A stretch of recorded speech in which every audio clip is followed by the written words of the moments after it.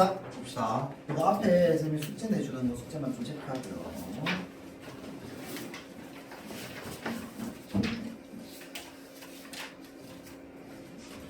자, 요 열화상 카메라의 촬영 원리 요거는 끝냈고, 그 다음에 미세먼지 농도 측정법 뭐죠? 기술의 두 번째 134페이지. 자, 요거 숙제입니다.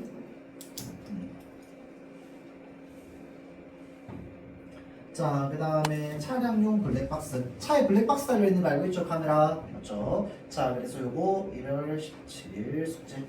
근데 선생님 지난번에 얘기했지만 비문학 지문 읽으면서 무슨 말인지 잘 모르겠는 거, 좀 애매한 거 이런 것들 질문 많이 하세요. 알겠죠? 매기고 틀렸어. 질문하세요. 왜 틀렸는지 설명해 달라고. 자, 그 다음 인문 지문 봅시다. 장자의 절대화 비판. 요거 숙제입니다. 자, 그래서 이렇게 일단은 이 세 개 지문만 숙제인데 요거 이상으로 여러분들 할 수 있으면 좀 해도 좋아요. 알겠죠? 어차피 대부분 다 숙제로 나갈 거니까 숙제로 했던 걸 수업 시간에, 그러니까 내가 혼자 따로 풀었던 걸 선생님이 수업 시간에 또 이제 뭐 하게 되면 또 그거대로 또 들으면 돼. 알겠죠? 자, 그래서 일단 세 개, 요거 세 개는요 일단은 고정적으로 해야 되는 숙제. 자, 다음 독해 1번 문학 독해 볼게요. 자, 그래서 아까 말했던 이 숙제라는 건 뭐 집에서 해도 좋지만 당연히 집에서 해오면 더 좋죠. 더 좋은데 일단은 그 학원의 평일에 와가지고 멘토할 때 적어도 이 정도는 끝내야 된다 라고 하는 선입니다. 알겠죠? 자, 그 다음 하늘은 말 것만 지난 시간에 했고, 그 다음에 오늘은 순환 2대 한번 해봅시다. 하고 그 다음에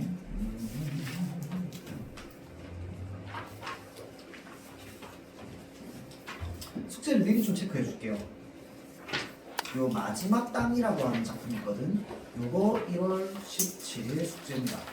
별로 안 어려워요. 안 어려운데 여러분들 학원 저기 평일에 학원 와가지고 이제 그 옆에 선생님 멘토 선생님이 와가지고 오늘 뭐 해야 되냐라고 물어보면 일단은 요거 해야 되는데 설명 들으라고 설명 들으면 됩니다. 알겠죠? 그렇게 말씀해드리면 선생님께서 설명해 주실 겁니다. 알겠죠? 자, 요거 설명 듣고 문제 한번 풀어보세요.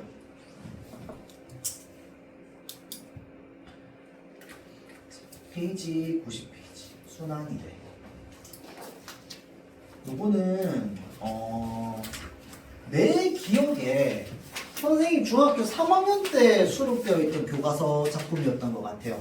여러분 지금 중학교 2학년이지만 자, 몇 가지 설명을 좀 할 건데요.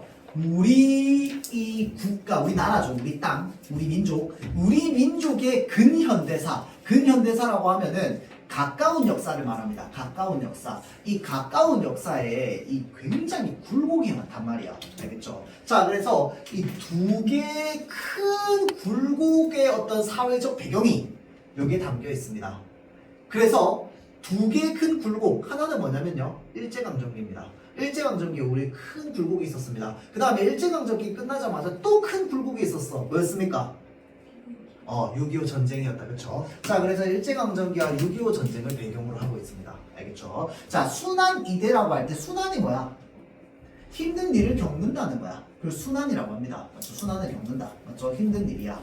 자, 이대는 뭐냐면요, 그냥 말 그대로 두 번의 대를 말합니다. 2대, 아버지와 아들 또는 뭐 어머니와 딸 이런 식으로. 알겠죠? 자, 그래서 여기에서는 누가 나오냐면 아버지가 나오고요. 그 다음에 아들이 나옵니다. 아버지와 아들이 나와요.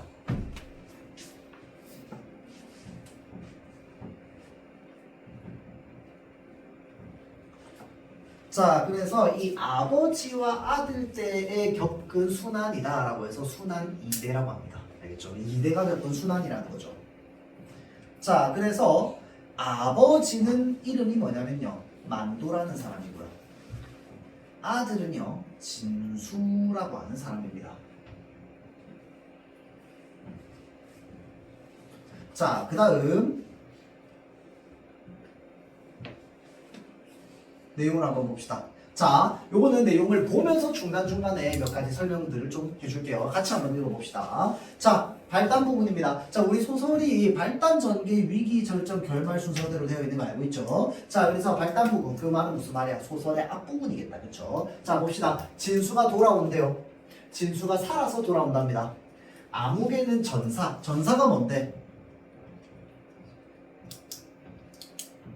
전쟁 중에 사망하는 것을 전사라고 합니다. 맞죠? 자, 전쟁 중에 사망했다는 통지가 왔고, 그 말은 무슨 말이야? 누구 암흑이라고 하는 거 누구누구를 말하는 거잖아. 그쵸? 누구누구 암흑에는 전쟁 중에 사망했다는 통지가 왔고, 암흑에는 죽었는지 살았는지 통소식이 없는데 우리 진수는 살아서 오늘 돌아오는 것이다. 만도 입장에서 진수는 아들이잖아. 그쵸? 그러니까 전사했다라는 단어를 통해서 지금이 무슨 중이라는 걸 알 수 있어요. 전쟁 중이라는 걸 알 수 있습니다. 맞죠? 자, 그래서 전쟁 중에 또는 전쟁이 끝나서 돌아온 거야. 살아서 돌아온답니다. 기쁘겠죠? 자, 생각할수록 어깨바람이 날 일이래요. 너무 신날 일이래요. 자, 그래서 그런지 몰라도 박만도는 여느 때 같으면 아무래도 한두 군데 앉아서 쉬어야 넘어갈 수 있는 용머리 재는요, 여러분들 고개, 언덕이라는 뜻입니다. 이거 자주 나와요. 알겠죠? 재는 언덕입니다. 고개. 그러니까 원래는 되게 높은 언덕이라서 몇 번씩 쉬어서 넘어가야 되는데 한 번에 올라치고 만 것이래요. 그 정도로 신나했어. 지금 기뻐. 아들이 살아서 돌아오니까. 맞죠? 자, 가슴이 펄럭거리고 허벅지가 뻐근했대요. 그러나 그는 고갯마루에서도 쉴 생각을 하지 않았답니다. 들 건너 멀리 보이는 정거장에서 연기가 몰씬몰씬 피어오르며 삑 기적 소리가 들려왔기 때문이래요. 기적이 뭐야? 기차의 이 삑 소리를 기적 소리라고 합니다. 요즘은 기차 삑 이러진 않죠. 그렇죠? 근데 그때는 이제 삑삑 이러면서 이제 가잖아. 우리 지난 시간에 우리 증기기관 얘기했잖아. 맞죠? 그 기적 소리가 들려왔기 때문이래요. 자, 그래서 아들이 타고 내려올 기차는 점심때가 가까워야 도착한다는 것을 모르는 바가 아니래요. 자, 해가 이제 겨우 산등성이 위로 한 뼘 날아 올라왔으니 이게 무슨 말이야? 해 뜨자마자 아들 마중나가러 나갔다는 얘기입니다. 알겠죠?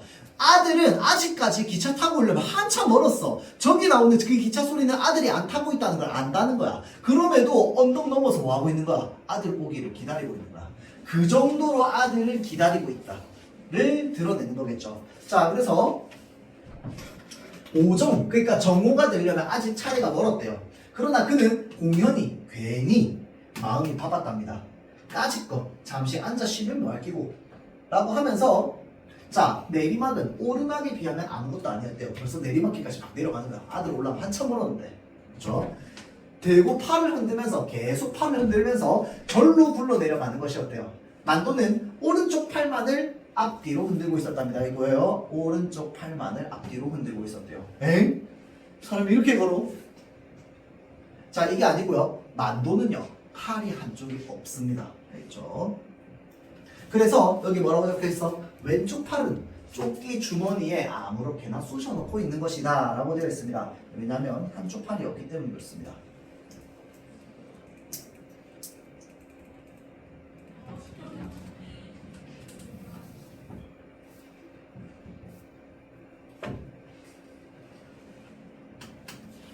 삼대 독자가 죽다니 말이 되나? 여러분들 3대 독자가 혹시 뭔지 압니까? 요즘 시대는 이런 말 잘 안 쓰는데 3대 독자 말 들어봤어요? 뭐라고요?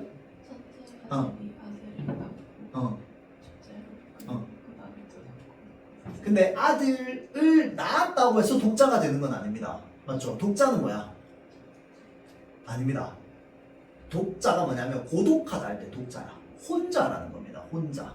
그게 무슨 말이냐면 여러분들 사촌 다 있죠? 사촌 뭐 없을 수도 있지.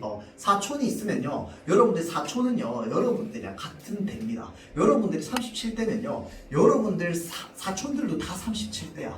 여러분들의 아버지는 그러면 부모님은 36대가 되겠지. 족보로 따지면. 맞죠? 그러면 여러분들의 아버지, 삼촌, 큰아버지, 작은아버지도 다 36대인 거야. 여러분들이 37대면. 그게 대잖아. 맞죠? 자, 그래서 위에 때, 그 다음 때, 그 다음 때까지 독자라고 하는 건 뭐야? 독자, 아들이 하나 있다 이 말이야. 그때는 왜, 요즘은 이런 말 안 쓰지만 그때는 왜 아들이 가문을 이어갈 수 있다. 왜냐하면 성씨를 이어가니까. 맞죠? 그래서 그런 문화가 있었잖아. 맞죠? 자, 그래서 그 집안 전체 사촌을 다 통틀어서 남자가 하나밖에 없는 거야. 그거를 독자라고 합니다.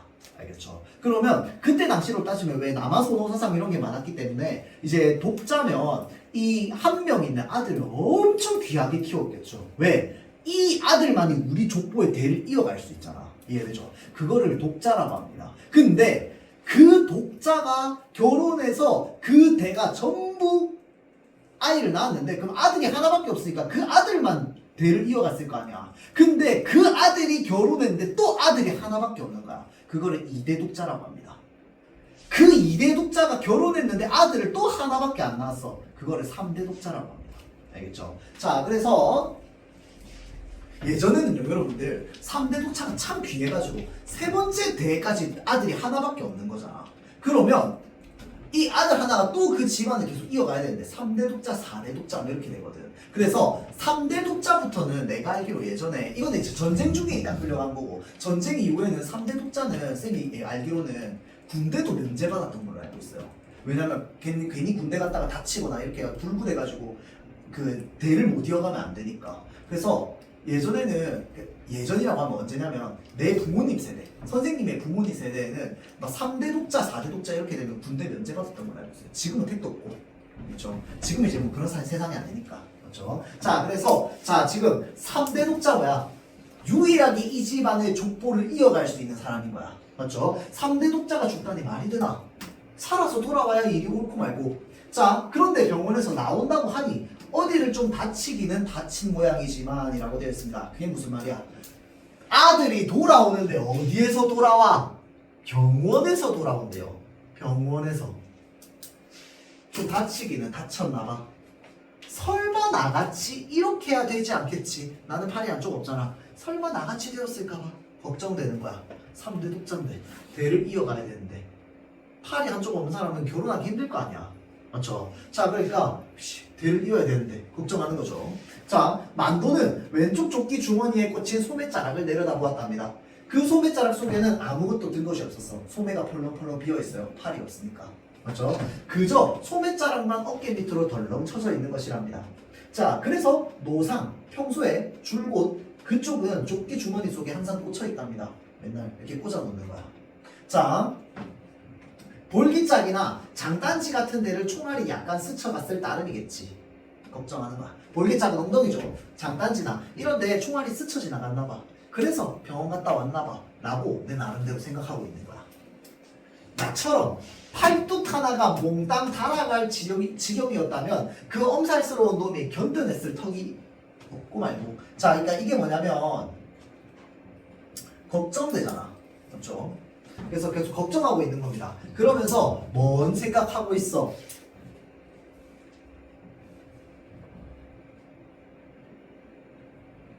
희망적으로 생각하고 있는 겁니다. 엄살스러운 놈이 못 견뎌냈을 거야. 살아서 돌아온다고 하니까 분명히 뭐 할 거야? 사지가 멀쩡할 거야 라고 생각하는 겁니다. 그렇죠? 슬며시 걱정이 되기도 하는데 그는 속으로 이런 소리를 주워 삼겼대요. 이런 소리 말하는 거죠. 자, 신장로에, 이것도 자주 나오는 표현입니다. 소설에. 신장로라고 하면 뭐냐면요, 새롭게 작은 만들다 이 말입니다. 제작하다. 자, 그래서 새롭게 만들어진 길이라고 해서 신장로라고 합니다. 그러니까 이게 뭐냐면요, 여러분들, 우리는 지금요 건물 밖에 나가면 도로 다 깔려 있잖아. 맞죠? 근데 그때는 옛날이었잖아. 그러니까 길이라고 하는 게 없었어요. 그냥 다 들판이었어. 근데 여기 사람들 자꾸 다니면 불편하잖아. 맞죠? 그러니까 길을 중간에 하나 쫙 내놔. 나머지 다 들판이고 거기 그 새롭게 만들어진 그 길을 신장로라고 합니다. 알겠죠? 신장로. 뭐야? 말 하나니까 또 웃고만 있고 복수할 거야. 다음에. 자, 신장로에 나서면 금시읍이었대요. 금세읍으로 갈 수 있었대요. 자, 만도는 읍 들머리 그 뒤쪽에서 잠깐 망설이다가 정거장 쪽 가는 반대 방향으로 길을 보았답니다. 봐봐, 이거 좀 이상해요. 왜? 정거장으로 가야 되잖아, 맞지? 근데 갑자기 다시 반대되는 방향으로 갔대요. 왜 갔는데? 장거리를 찾아서 가는 것이었습니다. 그러니까 장거리, 지금은 시장이 항상 지금도 있어. 자, 그러니까 우리 부산은 도시이기 때문에 시장이 항상 열려 있어요. 그런데 시골은 시장이 항상 열려 있어요? 아닙니다. 그래서 그걸 뭐라고 불러? 3일장, 5일장 이렇게 부릅니다. 이게 뭐냐면 3일만 열리는 장이야. 5일만 열리는 장이라고 해서 5일장, 3일장 이렇게 부릅니다. 알겠죠? 자, 그래서 지금 장이 서는 그 거리를 찾아가는 거야. 그러니까 시장 찾아가는 거야. 쉽게 말하면. 자, 진수가 돌아오는데 고등어나 한 손 사가지고 가야 될 건 아닌가 싶어가지고 고등어 사러 가는 거야. 신나가지고 아들 오니까. 장날은 아니었으나 고기 전에는 없는 고기가 있었대요. 자, 이것을 살까 하면 저것이 좋아 보이고 저것을 사러 가면 그것을 사러 가면 또 그 옆에 것이 먹음직해 보였답니다. 그게 뭐야? 지금 아들 사 먹이고 싶으니까 막 다 좋아 보이는 거야. 맞죠? 자, 그러면서 한참을 이리저리 서성이다가 결국은 고등어 한 손을 샀답니다. 그것을 달랑달랑 들고는 정거장을 향해서 가는데 겨드랑밑이 간질간질해왔대요. 그러니까 지금 뭐야? 손이 고등어를 이렇게 들고 가는데 겨드랑이가 간지러워. 긁을 수 있어 없어? 없잖아. 팔이 한쪽 없으니까. 맞죠? 자, 손에 고등어를 들었으니 참 딱했다. 자, 봐봐봐. 소설에서 이런 부분을 왜 굳이 제시하는데? 뭘 강조하기 위해서? 손이 한쪽밖에 없음을 강조하기 위해서 이런 상황을 제시하는 겁니다. 계속 여러분들 머릿속에 떠올리라고. 이 인물은 지금 팔이 한쪽이 없다는 걸. 알겠죠? 자, 다음.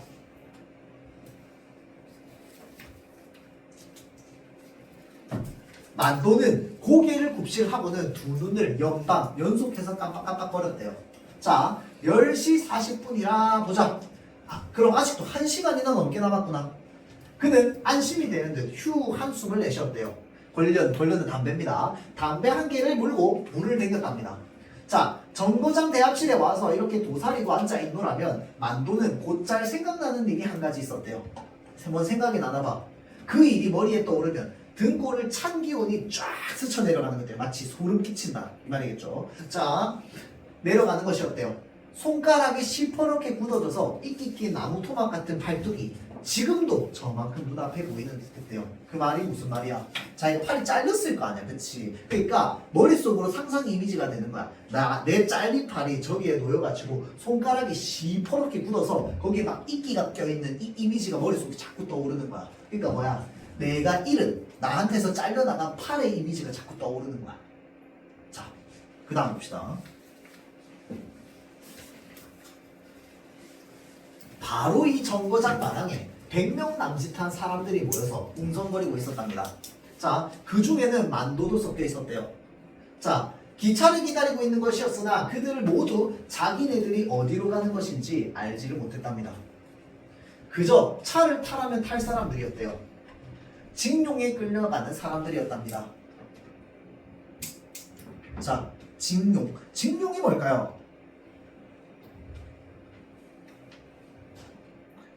징용은요, 우리가 징용 딱 떠올리면, 징용이란 단어를 딱 들으면 뭘 떠올리면 되냐면 일제강점기를 떠올리면 됩니다.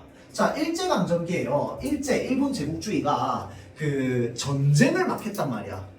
일본이 그 2차 세계대전을 완전 휩쓸었잖아. 맞죠? 그래서 좋은 미국이랑 전쟁하고 막 동남아에서 전쟁하고 막 전쟁했단 말이야. 자, 그래서 일본이 그렇게 2차 세계대전을 하다 보니까 뭐가 많이 필요해? 물자가 많이 필요하거든. 공장을 막 미친듯이 돌려야 된단 말이야. 근데 일본 사람들로는 그게 안 되는 거야. 그래서 이제 어디를 갖다 썼습니까? 우리 한국, 조선 사람들, 그 다음에 중국 사람들, 필리핀 사람들, 이런 사람들 다 끌어다가 뭐 하는 거야? 공장 돌리고 막 강제로 일시켰죠. 막 석탄 캐고 막 땅속에 들어가라 그러고. 그렇죠? 자, 그래서 그게 바로 뭐야? 징용입니다. 징용. 그러니까 일을 강제로 동원해가지고 시키는 거야. 그거를 징용. 징이 뭐냐면 데려가다, 끌고 가다 이 말입니다. 그래서 일을 시킨다고. 그래서 징용이라고 합니다. 그러면 끌고 가서 병사를 시키는 걸 뭐라고 하는데? 징병이라고 합니다. 우리 지금 징병제잖아. 쌤도 징병 갔다 왔잖아. 군대 갔다 온 게 뭐야? 국가에 징병 당했다가 온 거거든. 그래서 우리나라 국가가 징병제죠. 징병제. 맞죠? 자, 그렇게 쓰입니다. 징용. 자, 징용에 끌려가는 사람들이었대요. 그러니까 지금은 으로부터 12, 3년 옛날의 이야기인 것이다. 자, 잘 보세요. 징용에 끌려가던 시절은 언제야? 일제강점기야. 아들 진수는 어디에 나가 있어? 전쟁에 나가 있었어. 그 전쟁은 무슨 전쟁이야? 6.25 전쟁이지. 이해되죠? 자, 일제강점기가 끝나고 나서 약 5년 정도 후에 뭐야? 전쟁이 일어났단 말이야. 맞죠? 그러니까 지금은 전쟁을 하고 있는 시기고 또는 전쟁이 끝났을 수도 있어. 전쟁은 53년에 끝났어요. 50년에 시작해서. 자, 그럼 만약에 53년이라고 쳐. 그러면 그로부터 십몇 년 전은 뭐야? 일제강점기잖아. 그러니까 뭐 하고 있는 거야 지금? 만도가 혼자 앉아가지고 자기가 징용 끌려가던 시절의 생각을 회상하고 있는 겁니다. 그 모습을. 알겠죠? 자, 그래서 그때를 회상하고 있는 겁니다. 자, 그럼 이거를 통해서 우리가 뭘 알 수 있다? 아! 만도는 일제에 의해서 징용이 끌려갔다 온 사람이다 라는 걸 알 수 있다. 그렇죠? 자, 그래서 북해도 탕강으로 갈 것이라는 사람도 있었고 틀림없이 남양 군도로 간다는 사람도 있었대요. 자, 더러는 만주로 가면 좋겠다고 이야기를 하기도 했대요. 자, 그래서 지금 뭐야? 그 징용에 끌려갔던 곳에 대한 그 회상을 하고 있습니다. 그래서 징용 끌려갔던 곳에 대해서 이야기를 쭉 하고 있는데 어떤 곳이었냐면 진짜 처참한 곳이었어요. 사람이 도저히 살 수 없는. 그래서 여러분들 영화 중에 군함도라고 하는 영화가 있거든요. 들어본 적 있나? 그냥 군함도라고 하는 영화가 있는데 그게 뭐냐면 군함도라고 하는 섬이 있어요. 거기가 이제 탄광이 엄청 크게 있었거든요. 그래서 이 징용에 사람들 어마어마하게 끌려가가지고 강제로 거기서 엄청 힘들게 일했던 그게 있었거든요. 근데 일본 제국주의 입장에서 이 사람들을 강제로 동원했다는 기록이 남으면 안 되니까 어떻게 합니까? 월급 준다고 꼬셔가지고 얘네들 이제 마치 근로계약서나 이런 거 가짜로 다 적어놓고 일부러 사인하게 만들고 강제로. 그래서 외부에 보이기에는 그냥 회사에서 이 사람들 그 채용한 것처럼 보이지만 사실은 뭐야, 막 채찍 들고 막 사람들 때리면서 강제로 일시켰던 뭐 그런 기록들이 있거든요. 자, 그래서 지금 뭐야, 엄청나게 참담하게 막 진짜 무슨 돼지고기 같은데 사람들 막 다 넣어놓고 막 일시키고 그랬단 말이야. 밥 엄청 조금 주고. 자, 그래서 그랬던 기억에 대해서 지금 떠올리고 있는 겁니다. 징용. 알겠죠? 자, 볼게요. 사람의 힘이란 무서운 것이었답니다.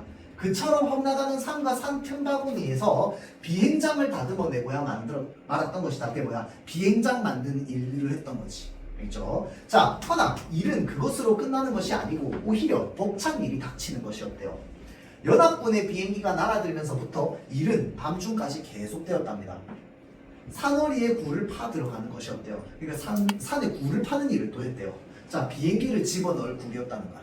전쟁 중이니까 자꾸 막 뭔 해야 되는 일들이 생기는 거야. 2차 세계대전 중에.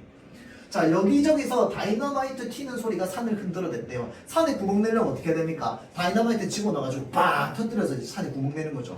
그렇죠? 자, 그래서 앵앵앵 하고 공습 경보가 나면 일을 하는 손을 놓고 모두가 굴바닥에 납작납작 엎드려 있어야 됐대요. 계속 다이너마이트가 터져가지고. 비행기가 돌아갈 때까지 그러고 있는 것이었답니다. 어떤 때는 근 1시간 가까이나 엎드려야 되는 때도 있었는데 차라리 그것이 얼마나 편한지 몰랐대요. 왜? 일이 너무 힘드니까 엎드려 있는 게 차라리 나은 거야. 폭탄 터지고 있는데. 자, 그래서 더러는 공습이 있기를 은근히 기다리기도 했대요. 때로는 공습 경보의 사이렌을 듣지 못하고 계속 일을 하는 수도 있었답니다. 자, 그럴 때는 모두 큰 손해를 보았다고 야단들이었대요. 어떻게 된 셈인지 사이렌이 미쳐 불기 전에 비행기가 산등성이를 넘어 달려드는 수도 있었답니다. 그럴 때는 정말 즐겁을 하는 것이었대요. 가장 많은 손해를 입은 것도 그런 경우였답니다.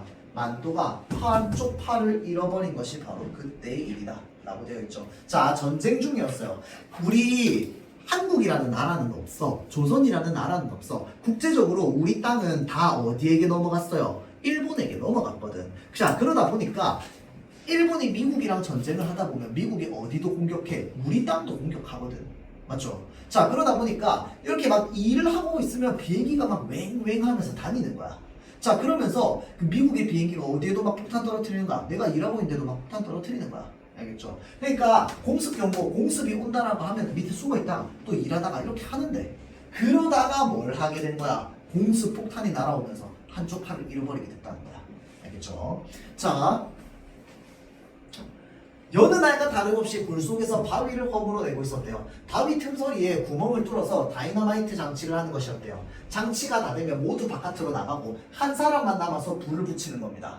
그러니까 이제 다 내려가고 다이너마이트에 한 명이 불 붙이고 가는 거야. 그러면 이제 이 산에 구멍 내가지고 이제 그 공사를 하는 거죠. 자, 그래서 그리고 그것이 터지기 전에 얼른 밖으로 튀어나와야 된대요. 만도가 불을 댕기는 차례였답니다. 그러니까 만도가 불 붙여야 되는 차례였대요. 모두 바깥으로 나와버린 다음에 그는 성냥을 이렇게 꺼냈대요.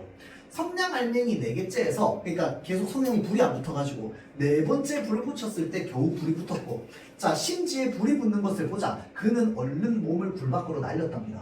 바깥으로 막 나서려는 때였대요. 갑자기 산이 무너지는 소리와 함께 사나운 바람이 귓전을 후려갈기는 것이었답니다. 만도는 정신이 아찔했대요. 공습이 갑자기 날라온 겁니다. 자 그래서 산 등성이를 넘어 달려든 비행기가 머리 위로 아슬아슬하게 지나가는 것이었습니다. 자 미처 정신을 차리기도 전에 또 한 대가 뒤따라 날아드는 것이 아닌가. 자 만도는 그만 넋을 잃고 굴 안으로 도로 달려 들어갔답니다. 그러니까 뭐야 굴에 지금 다이너마이트 터져야 되는데 공습이 오니까 도망가려고 다시 굴 쪽으로 뛰어간 거야. 자 달려 들어가서 굴바닥에 아무렇게나 퍽 엎드리고 말았대요. 그 순간이었답니다. 쾅! 굴 안이 미어지는 듯 하면서 다이너마이트가 터졌대요. 자 만도의 두 눈에서 불이 번쩍했답니다. 그러니까 자기 바로 근처에서 다이너마이트가 터진 거야. 여기서는 공습이 오고 있고 그렇죠? 자 만도가 어렴풋이 눈을 떠보니 거기 눈앞에 누구의 것인지 모를 팔뚝이 하나 아무렇게 탁 여기 떨어져 있는 거야. 뭐야? 내 팔이 하나가 날아간 거죠 저쪽으로. 자 그래서 손가락이 시퍼렇게 굳어져서 마치 이끼 낀 나무 토막처럼 보이는 팔뚝이었대요. 그게 뭐야? 자기 팔인 거야. 그렇죠? 자 만도는 그것이 자식의 어깨에 붙어있던 것인 줄을 알자 그만 으악하고 정신을 잃어버렸답니다. 재차 눈을 떴을 때는 그는 푹신한 담요 속에 누워있었고 한쪽 어깨 죽지가 못 견디게 쿡쿡 쑤셔댔대요. 절단 수술은 이미 끝난 뒤였답니다. 그게 뭐야? 병원에 누워있었던 거죠. 정신 차렸을 땐 병원이었던 거야. 자 다음 다시 꽤 기차 소리였대요. 멀리 산 모퉁이를 돌아오는가 보다. 만도는 자리를 털고 벌떡 일어서며 옆에 놓아둔 고등어를 집어들었답니다. 아까 뭐하고 있었던 상황이었어? 진수, 아들이 돌아오는 걸 기다리고 있던 상황이었습니다. 맞죠? 자, 기적 소리가 가까워질수록 가슴이 울렁거렸대요. 대합실 밖으로 뛰어나가서 플랫폼이 잘 보이는 울타리 쪽으로 가서 발돋움을 했답니다. 자, 만도의 두 눈은 곧장 이리저리 굴렀대요. 누구 찾으려고? 아들 찾으려고. 맞죠? 자, 그러나 아들의 모습은 쉽사리 눈에 띄지 않았대요. 저쪽 출찰구를 밀려가는 사람들의 물결 속에 2개의 지팡이를 짚고 절룩거리며 걸어오는 상위 군인. 이것도 가끔씩 나오는 표현인데 상위 군인이라고 하는 게 뭐냐면 전쟁 중에 몸을 다친 채로 집으로 돌아온 군인 또는 이제 그랬던 군인을 상위 군인이라고 합니다. 그래서 대체로 상위 군인 하면 뭐 팔이 한쪽 없거나 다리가 한쪽 없거나 아니면 이제 뭐 불구가 되어 있거나 뭐 이런 사람들을 상위 군인이라고 불러요. 알겠죠? 자, 그래서 자 상위 군인이 있었으나 만도는 그 사람에게 주의가 가지 않았답니다. 왜? 자신의 아들 그러니까 진수는 그렇지 않을 거라고 믿고 싶은 거야. 상위 군인들이 지나가는데 자기가 징용에 끌려가서 팔을 잃었으니 아들은 그러지 않았으면 좋겠다고 생각하는 거잖아. 자 그런 점에서 진수는 그러지 않을 거라고 믿고 싶은 거죠. 믿고 싶은 거. 자 그래서 만도는 자꾸 가슴이 떨렸대요. 이상한 일이다 하고 있을 때였대요. 분명히 뒤에서 뭐라고 아버지 하고 부르는 소리가 들렸답니다. 자 만도는 깜짝 놀라며 얼른 뒤를 돌아보았대요. 자 그 순간 만도의 두 눈은 무섭도록 크게 떠지고 입은 딱 벌어졌답니다. 틀림없는 아들이었으나 옛날과 같은 진수는 아니었대요. 여기에 뭘 끼고 있어? 지팡이를 끼고 있습니다. 스쳐가는 바람결에 한쪽 바지가랑이가 펄럭거리는 것이 아닌가. 아들은 또 무엇을 잃어서 온 거야? 다리를 잃어서 온 겁니다. 한쪽 다리를. 자 만도는 눈앞이 노래지는 것을 어쩌지 못했대요. 한참 동안 그저 멍멍하기만 하다가 코골이가 찡해지면서 두 눈에 뜨거운 것이 핑 도는 것이었습니다. 눈물이 막 나는 거야. 왜? 뭐 때문에 그러면 그렇게까지 바랬을까? 라고 생각하면 자기도 징용을 갔다 왔잖아. 맞죠? 자기도 징용을 갔다 온 상태에서 팔을 잃었으니 그렇게 살아가는 것이 얼마나 힘든 것임을 알고 있을 거 아니야. 근데 아들이 이렇게 나타나는 건 무슨 말이야? 내가 겪었던 고생을 아들도 겪어야 한다는 절망감이 느껴지겠지. 이해돼요? 자 그래서 여기에는 어떤 감정이 있냐면 그 절망이 있습니다. 자신이 겪었던 고생을 2대에 걸쳐서 또 겪어야 된다는 절망이야.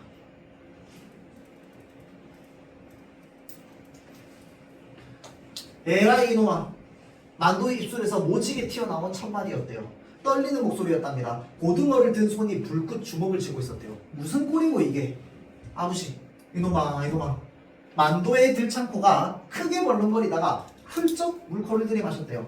진수의 두 눈에서는 어느 결에 눈물이 꾀지지하게 흘러내리고 있었답니다. 만도는 진수의 잘못이기는 하나 한듯 험한 얼굴로 가자 어서 무섭게 얘기하는 거죠. 자, 무뚝뚝한 한마디를 내던지고는 성큼성큼 앞장을 나서는 것이었답니다. 자, 앞장서 가는 만두는 뒤따라오는 진수를 한 번도 돌아보지 않았대요. 한눈을 파는 곳도 없었답니다. 무겁디 무거운 짐을 진 사람처럼 아까 느꼈던 그 절망감을 계속 가지고 걸어가는 겁니다. 맞죠? 자, 무겁디 무거운 짐을 진 사람처럼 땅바닥만 내려다보면서 계속 걷는 거야. 이따금 끙끙거리면서 부지런히 길만 걸어가는 것이었대요.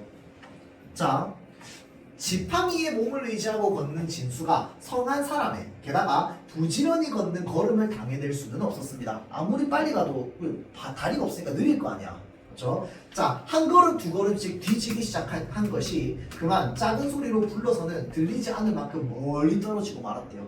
그때까지 아버지는 계속 아들도 안 보고 걸어가는 거야. 아들은 점점 느려지는 거야. 맞죠? 멀어져요 점점. 진수는 목구멍을 왕을칵 넘어오는 뜨거운 기운을 참느라고 어금니를 야물게 깨물어 보기도 했대요. 그리고 2개의 지팡이와 1개의 다리를 열심히 움직여대는 것이었답니다. 자, 앞서간 만도는 주막집에 이르자 비로소 한번 뒤를 돌아보았대요. 술 먹는데 술집이다, 그쵸? 자, 진수는 오다가 나무 밑에 서서 오줌을 두고 있었답니다. 자, 지팡이는 땅바닥에 던져놓고 한 손으로는 볼일을 보고 한 손으로는 나무 퉁치를 안고 있는 고락선이가 을씨녀스럽기 이를 데가 없었답니다. 자, 그러니까 다리가 한쪽이 없다 보니까 남자는 이제 소변을 서서 보니까 이제 이게 지탱이 안 되는 거죠. 맞죠? 자, 그래서 그 모습을 아버지가 이렇게 보고 있었던 거야. 그게 지금 이 다리를 잃은 사람의 어떤 그 앞으로의 어떤 삶의 불편, 절망감 이런 것들이겠죠. 자, 그래서 만도는 물살을 찌푸리며 음하고 신음소리 비슷한 무거운 소리를 토했답니다. 술 마셨어. 같이 이제 술 한잔 했습니다. 술기가 얼큰하게 돌자 이제 속이 좀 풀리는 것 같아 방문을 열고 바깥을 내다보았대요. 진수는 이마에 땀을 척척 흘리면서 다가가고 있었답니다. 진수야! 뭐라고 소리를 질렀대요. 이리 들어와 보래. 진수는 아무런 대꾸도 없이 어기적 다가왔답니다. 자, 다가와서 방문턱에 걸터 앉으니까 옆에 내가 보고 방으로 좀 들어오이소 한답니다. 자, 그러니까 이게 지금 그 아버지는 안에 들어가가지고 술 홀짝홀짝 마시고 있고 속상하니까 이제 그 주막집 주인한테 아줌마한테 가가지고 얘기해가지고 저쪽에 내 아들 진수 오고 있는데 오면은 나한테 불러달라 라고 하니까 진수가 막 오고 있다가 그 옆에 내가 자기를 부르니까 이제 그 방 안으로 들어가는 거야. 그는 수세미 같은 손수건으로 이마와 코 언저리를 아무렇게 훔친대요. 막 아무 데서나 묵어라. 저 국수 한 그릇 말아주이소. 야, 꽃배기로 좀 참기름도 치고. 자 보세요. 지금 아무 데서나 묵어라 라고 하니까 저 국수 한 그릇 말아주소 라고 하는 거 지금 이제 내 아들 진수한테 국수 이렇게 먹으라고. 자, 그러면서 뭐라고 얘기해요? 꽃배기로 잘 좀이라고 얘기하죠. 참기름도 치고. 이게 뭔데? 만도가 가지고 있는 진수에 대한 사랑입니다. 그러니까 사랑 표현, 애정 표현 이렇게 하는 거야. 무뚝뚝하죠. 만두가 아니고 만두 무뚝뚝하죠. 자기 아들이 안타까워. 그러니까 이 막 다리 절면서 와가지고 국수 먹으려고 하는데 곱빼기로 좀 달라고.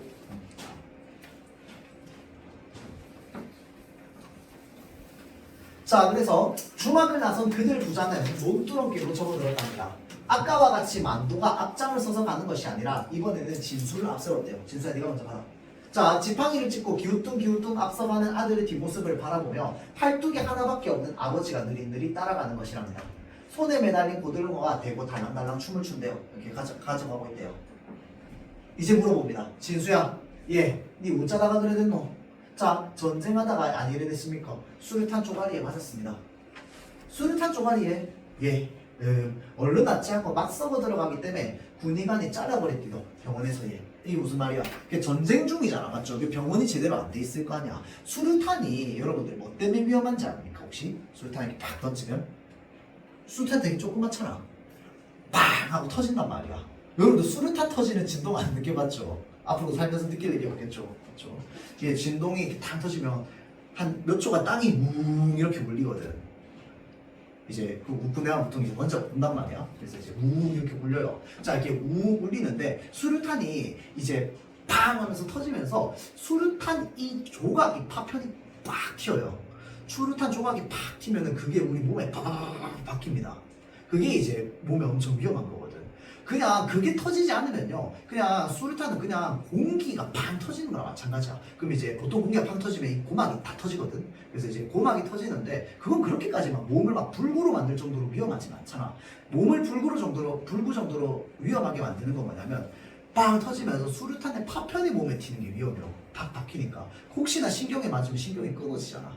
맞죠? 자, 그래서 지금 뭐야? 쪼가리에 맞았다고. 근데 쪼가리에 맞으면 치료하면 된단 말이야. 맞죠? 근데 병원이 없으니까 치료가 가능해, 불가능해? 불가능하잖아. 그러니까 자꾸 다리가 어떻게 가는 거야? 썩어가는 거야. 그러니까 군의관이 내 동의도 없이 뭐 해버리는 거야? 다리 그냥 잘라버리는 거야.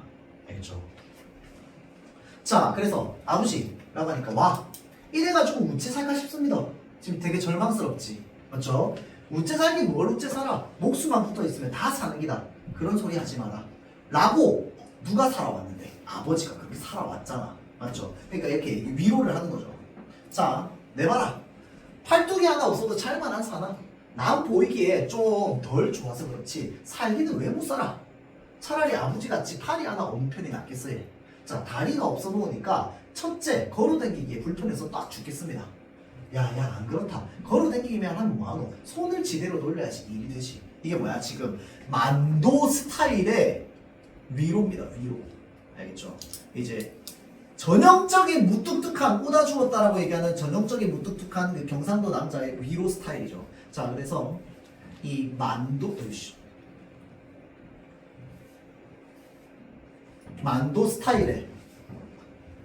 스타일의 위로입니다. 그러니까 만도식의 위로입니다. 그러니까 얘기하기를 나는 팔이 한쪽 없잖아. 쟤는 다리가 한쪽 없고. 그러니까 위로하는 게 뭐야? 야, 다리 없는 게 뭐 어떻다고? 팔 없으면 일이 똑바로 안 된다. 팔 두 개 있는 게 헐났다. 라고 하면서 위로를 하는데, 자, 잘 보세요. 여기에서 이제 어떤 부분이 드러나냐면요. 우리 민족의 비극이 드러납니다.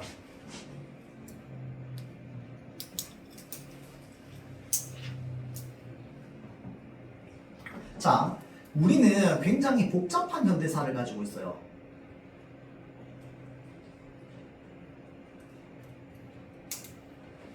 자, 생각해 봅시다.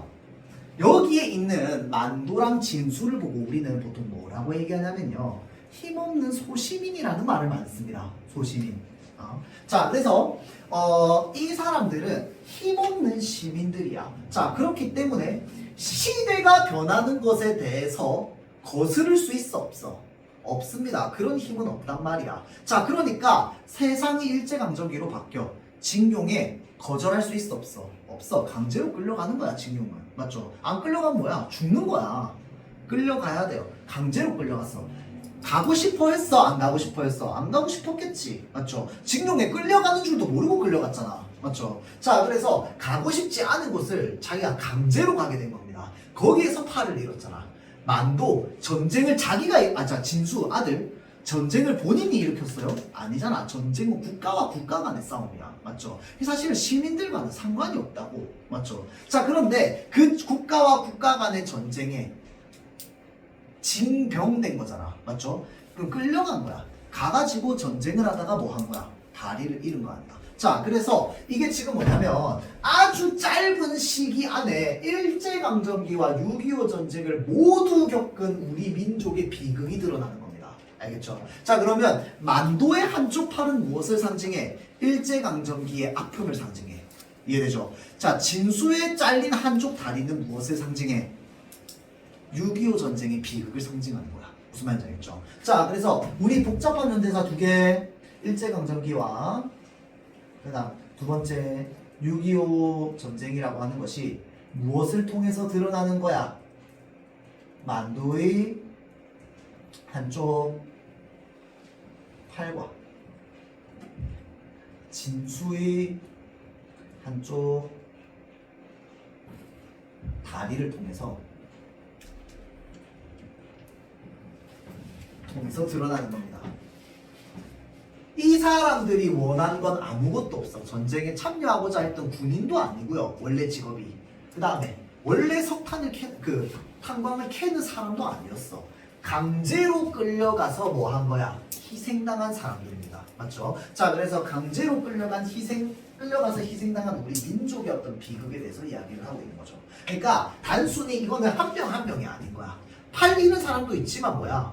징용 때문에 가족을 잃은 사람도 있을 거고 고향을 잃은 사람도 있을 거고 전 재산을 잃은 사람도 있을 거고 수많은 사람들이 있을 거 아니야. 징용으로 인해서. 징병도 마찬가지죠. 징병으로 인해서 이산가족도 생기고 뭐도 생기고 엄청 많잖아. 그 모든 것을 상징하는 겁니다. 이 두 사람이.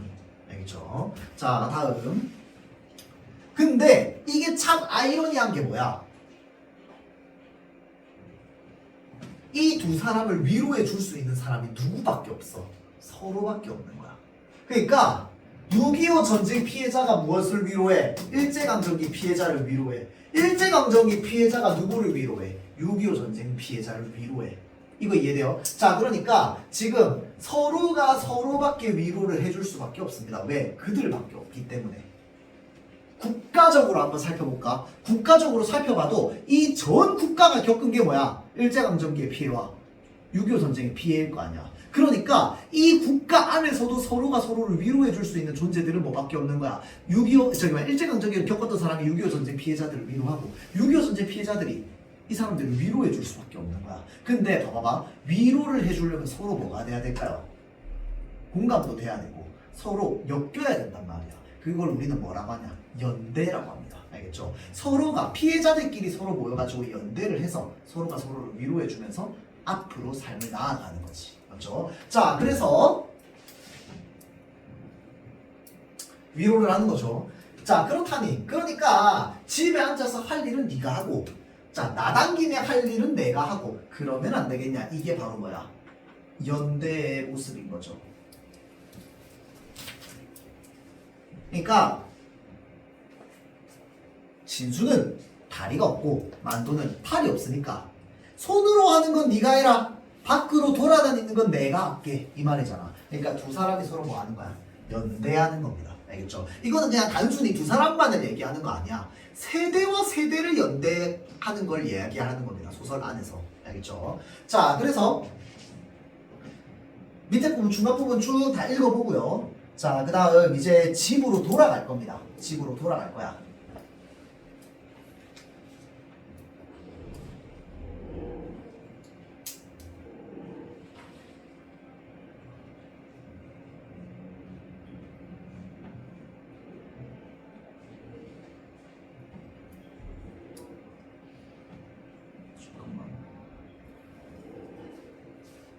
그렇죠? 자, 봅시다. 자, 그러고 나서 마지막 거 부분 볼게요. 이게 이 소설의 완전 하이라이트입니다. 자, 볼게요. 개천뚝에 이르렀답니다. 그러니까 개천뚝에 이르렀어. 그러니까 막 물이 흐르고 있을 거 아니야. 거기에 뭐밖에 없느냐? 외나무 다리밖에 없는 거야. 건너가야 되잖아. 근데 문제는 뭘까요? 진수는 다리가 하나밖에 없어. 외나무 다리니까 뭐 이렇게 잡고 가야 되는데. 아버지는 팔이 하나밖에 없는데 뭘 들고 있어? 고등어를 들고 있어. 맞죠? 그러니까 두 존재 모두 자신의 힘으로만 외나무 다리를 건널 수 있어? 없어? 없는 거야. 자, 이 외나무 다리가 바로 뭔데? 이 두 사람 앞에 놓여있는 인생의 험난함입니다. 그렇죠? 자, 그래서 이제 요게 뭘 상징하냐면 두 사람에게 놓인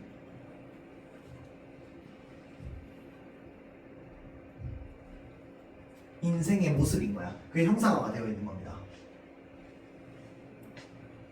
그러니까 다리를 건널 수가 없는 거야. 그러니까 진수가 어떻게 하냐면 바지 걷어가지고 차라리 그냥 물에 젖더라도 물 첨벙 첨벙하면서 넘으려고요. 다리 건널 수가 없으니까. 맞죠? 자, 그렇게 하고 있으니까 지금 여기 만도가 뭐라고 얘기하느냐? 진수야, 그만두고 업자. 업으면 건널 수 있는 거 아니겠냐?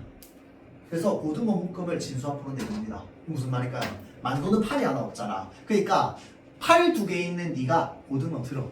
나는 다리 두 개 있으니까 아들 내가 널 업어서 넘어갈게. 이게 바로 뭐야? 두 사람의 연대의 모습인 거지. 이해되죠? 자, 그래서 실제로 그렇게 건넙니다. 이제 두 사람이 연대하는 거야. 그래서 그러면 실제로 그렇게 해서 건너가 안 건너가? 소설에서 건너가겠지. 자, 그러면 잘 보세요. 결국 건너가게 되거든요. 맞죠? 자, 아들 놓고 외나무 다리를 조심조심 건너가는 것이었습니다. 밑에 두 번째 줄. 자, 결국 뭐야?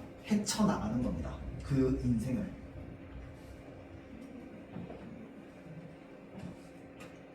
헤쳐나가는 모습에 대해서 얘기하는 거야. 자, 그러면서 눈앞에 우뚝 솟은 용머리제가 이 광경을 가만히 내려다보고 있었다라고 되어 있습니다. 자, 그러면 이거를 통해서 뭘 얘기해주고 있는 걸까요? 이 두 사람의 모습을 통해서 단순히 만도와 진수뿐만 아니라 이 사회의 아픔을 겪고, 그러니까 온 국민이 아픔을 겪고 있을 거 아니야. 전쟁 뭐 전국적으로 일어났으니까, 맞죠? 자, 온 국민이 겪고 있는 이 아픔을 어떻게 우리가 해결하고 나아갈 수 있다? 서로가 서로, 우리나라 사람들이 서로 같이 힘을 합쳐서 연대해가지고 이 아픔을 이겨내고 앞으로 나아갈 수 있다고. 그렇게 되면은 이 용머리제가 이 광경을 가만히 쳐다보고 있는 것처럼 아무 문제 없이 뭔가 희망적으로 앞으로를 나아갈 수 있을 거야 라고 하는 요게 희망적 메시지입니다. 마지막에. 자, 희망적 메시지이자 동시에, 자, 여기 한번 볼게요. 자, 순환을 극복하고자 하는 인간의 의지, 바로 누구야? 만도와 진수의 의지겠지. 어떤 의지를 말하는 거야? 이 외나무 다리를 건너기 위해서 서로가 서로를 이렇게 도와서 가는 거. 팔 두 개 있는 사람은 다리 두 개 있는 사람, 맞죠? 자, 그래서 그것에 대한 경외감을 불러일으킨다. 경외감이라고 하는 건 뭐냐면 그 대상이 너무너무 존경스러워서 두려울 정도로 존경스러운 게 경외감이거든. 자, 그래서 그러한 숭고함, 경외감이 느껴지는 거죠. 그러한 사람들에 대해서. 자, 그래서 여기에 지금 뭐라고 되어 있냐면 만도 부자의 모습, 그러니까 이 아들과 아버지의 모습에서 뭐로 넘어가느냐? 용머리제는 용머리 언덕이잖아. 이 언덕이 이 사람들을 바라보고 있었다라고 하면서 근경은 가까운 경치를 말하고 원경은 먼 경치를 말하거든요. 자, 그래서 근경에서 원경으로 마치 카메라로 따지면 클로즈아웃을 쫙 하면서 멀리서 이렇게 잡아주는 것처럼 소설이 끝나는 거거든. 자, 그래서 근경에서 원경으로 넘어가면서 뭐 하는 거야? 이 두 사람이 외나무 다리를 건너가는 모습과 그 의지에 대한 어떤 존경심, 대단함, 숭고함 이런 것들을 우리로 하여금 느끼게 하는 거야. 무슨 말인지 알겠죠? 자, 그래서 그게 이제 이 소설의 포인트입니다. 그러니까 우리 민족이 갖고 있는 아픔 이런 것들을 소설 속에서 다리 두 개 있는 사람, 팔 두 개 있는 사람으로 나타내가지고 이런 두 사람이 서로 업고 외나무 다리를 건너가는 이 이미지가 정말 천재적이지 않나요? 나는 개인적으로 읽으면서 와, 이걸 어떻게 이렇게 표현할 수 있지? 라는 생각이 들었어요. 이 시대의 아픔을 가지고 있는 인물 두 명이 서로 힘을 합쳐서 다리를 건너간다 라고 하는 그 이미지를. 그래서 그런 소설입니다. 그렇죠? 그래서 개인적으로 이 소설을 읽고 나서 그때 내가 중학생 때 읽었을 때도 여운이 굉장히 오래 남았던 것 같아요. 이미지가 굉장히 선명한 거야. 두 사람이 꽂고 지나가는 게. 그렇죠? 자, 그래서 요거 읽고 문제 한번 풀어볼 수 있도록 하세요. 알겠죠? 자, 그래서 요 순환이래. 그리고 그 다음에 아까 이야기했던 요 마지막 땅 요것도 숙제입니다. 그렇죠? 1월 17일 숙제. 자, 순환이 돼요, 여러분들. 요거 작품 뒤에 보면은 그 작품 전체 개발적으로 정리되어 있는 거 있잖아. 거기에 좀 어려운 말이 많이 나올 거거든요. 근데 그 중에 잘 모르겠는 말들이 있으면 선생님한테 질문하세요. 알겠지? 무슨 말인지. 자, 정리하고 마칩시다. 고생했어요.